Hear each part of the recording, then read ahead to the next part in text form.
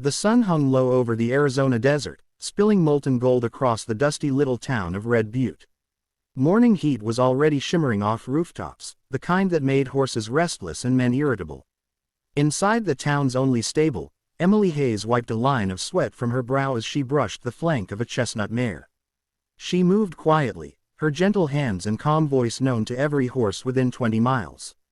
Emily wasn't born here. She'd drifted west after losing her parents, looking for a place where people were kinder and the land still felt new. Instead, she found a town where tempers were shorter than the days and wealthier men believed kindness was a weakness. Still, the horses had accepted her, and that was enough. She had just finished tightening a saddle when the stable doors burst open, slamming against the wall. Dust swirled in, followed by William Crane, the wealthiest rancher in the county. He strode in like a storm, boots muddy, mustache stiff, anger blazing in his eyes. Behind him limped a horse Emily had never seen before. It wasn't one of his.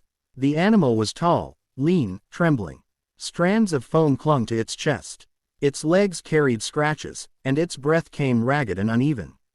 Emily's heart squeezed tight at the sight. But what struck her most was the faint paint along its shoulder, symbols, smudged but unmistakable. Apache markings. Bring water. Crane barked. And a whip. This damned beast needs discipline. Emily stepped forward, blocking the horse. Sir, this animal is exhausted. If you push it any harder, it'll collapse. Crane narrowed his eyes. Did I ask for your opinion, girl? This horse is mine now. Caught it wandering near my ranch. Emily's throat tightened. Caught. No horse with Apache markings wandered alone. Horses like these were trained, cherished, sometimes blessed. They were never abandoned. You can't treat it like this, she said. It belongs to someone. Crane's voice rose. It belongs to me. Apache don't own anything around here. A couple of townsfolk had lingered by the stable entrance, curious, watching. Emily felt their eyes on her but stood her ground. She gently touched the horse's neck, feeling its trembling muscles. Let me take it to the back stall. It needs rest, water, maybe a healer. What it needs, Crane growled, is obedience. He reached for the whip hanging by the door. Emily moved without thinking. She stepped in front of the horse and spread her arms wide. You're not touching him. The stable fell silent. Someone outside muttered, "Girl's lost her mind." Another whispered, "That's Crane's temper she's crossing." Crane stopped mid-reach. His face reddened. Move. I won't tell you a second time. Emily shook her head. Her pulse hammered, but she didn't back down. Sir, this horse is sacred stock. Look at the paint. Someone cared for him. Someone Apache. Crane let out a bitter laugh. Apache, he spat. If that's the case, I'll break him twice as hard. Emily flinched. The horse did too. That was her breaking point. For God's sake, he's suffering. She shouted. You're torturing him. Crane's fist tightened. Enough. He pointed toward the stable doors. You're fired. Right here, right now. Pack your things and get out. Her breath caught. Fired. She'd come to work before sunrise every day for 2 years. She fed neglected horses before feeding herself. The job wasn't much, but it was her one steady place in the world. Now, it was gone in a single sentence. Some onlookers looked away, embarrassed by Crane's cruelty.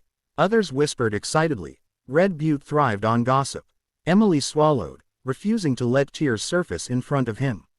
She gave the horse one last soft stroke and whispered, "Easy, boy." "I'm sorry." Crane grabbed its reins roughly and yanked the horse forward. The animal stumbled but followed, too weak to resist. Emily gathered her apron in trembling hands and walked out of the stable. The heat hit her like a wave. Dust clung to her boots as she crossed the street, feeling the weight of humiliation settle over her. She didn't know where she would go next. She had a room above the general store, but without work she wouldn't be able to pay rent for long.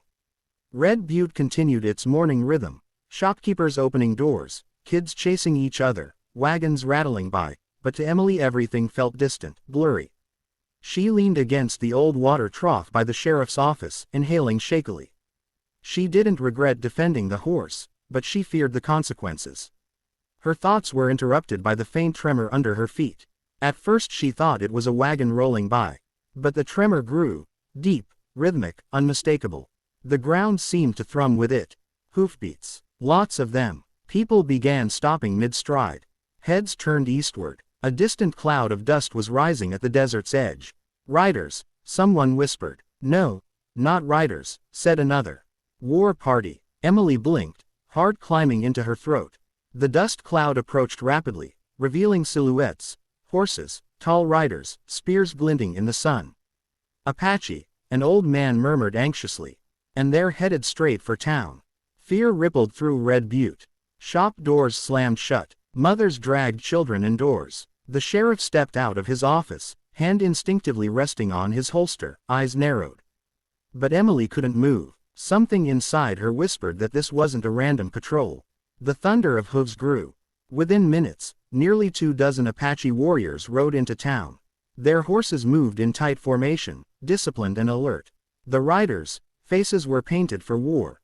Red across the cheeks, black circles around the eyes, some with white streaks symbolizing mourning or protection. At their center rode a man taller than the rest, broad-shouldered, bearing a crest of eagle feathers. His skin was bronze, his expression stern but steady. The town murmured in fear. Someone whispered, "That's Tall Elk, the war chief." The war chief pulled his horse to a stop right in the middle of town, scanning faces with a quiet intensity. He didn't look angry. He looked purposeful. Emily's breath froze when his gaze landed squarely on her, as if he had come for her and no one else. The riders parted cleanly, creating a path between them. Hooves kicked up little storms of dust. Emily stood alone at the end of that path, unable to move. Tall Elk guided his horse forward until he was inches from her. The town held its breath, every window filled with eyes. He spoke in a deep, steady voice.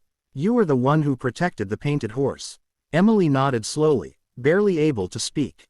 I tried." Behind him, warriors murmured in their own tongue. The chief's gaze softened an inch, just enough to reveal gratitude beneath the war paint. "You showed courage most do not possess," he said.